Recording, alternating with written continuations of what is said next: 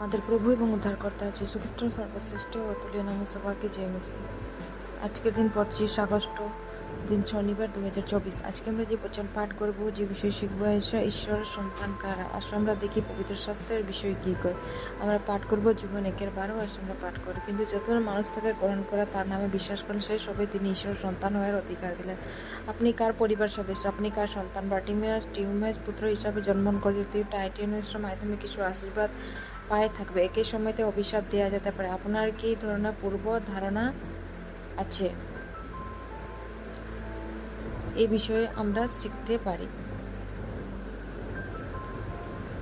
যদি আপনার পিতামাতা একটি ধার্মিক জীবনযাপন করে থাকেন, তাহলে প্রভু বিশ্বস্ত ঈশ্বর হলেন 1000 প্রজন্মের জন্য তার চুক্তি ও করুণা বজায় রাখার জন্য। কিন্তু যদি তারা দুষ্টভাবে জীবনযাপন করে, তাহলে প্রভু পিতাদের অন্যায় সন্তানদেরকে 7 তৃতীয় এবং চতুর্থ প্রজন্মের জন্য পরিদর্শন করবেন। আপনি যে পরিবার জন্মগ্রহণ করবেন না কেন, ঈশ্বর পরিবার আসুন।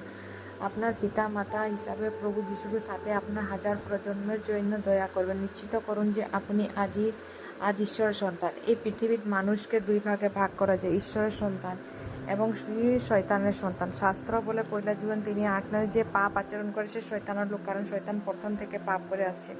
ঈশ্বর পুত্র এই জন্য আসছিলেন যে শয়তানের কাজগুলি ধ্বংস করতে পারেন। যাদের জন্ম ঈশ্বর থেকে তারা পাপ কাজ করে না, কারণ তার বীজ তার মধ্যে থাকে, এবং সে পাপ করতে না, কারণ তার জন্ম ঈশ্বর থেকে। একবার এক ঠাকুমা তার দুষ্ট নাতিকে ডাকে জিজ্ঞাসা করেন, তুমি কি শয়তানের বাচ্চা নাকি ঈশ্বর সন্তান? ছেলেটি গর্ব করে উত্তর দিলেন যে যীশু খ্রিস্টের প্রিয় পুত্র। তখন ঠাকুমা জিজ্ঞাসা করেন, তুমি যদি ঈশা ছেলে হয়ে থাকো, তাহলে তুমি আজ নামাজ পড়লে? আপনি কি বাইবেল পড়ছেন? আর ছেলেটি এই জায়গায় থেকে পালিয়ে যায়।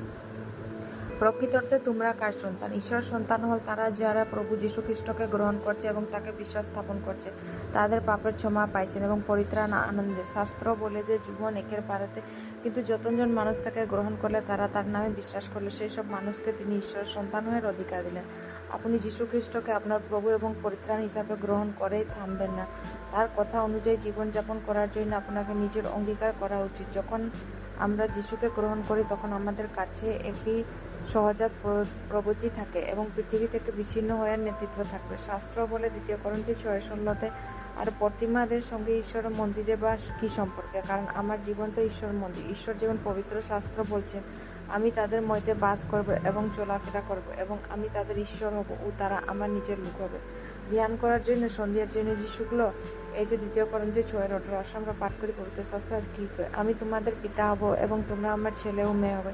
এই কথা সর্বশক্তিমান প্রভু বললেন। আজকে পবিত্র বচনগুলো পড়ার যুগে প্রভু যিশু পড়বার শুনবার সবাইকে আশীষ করবেন। ধন্যবাদ। আমার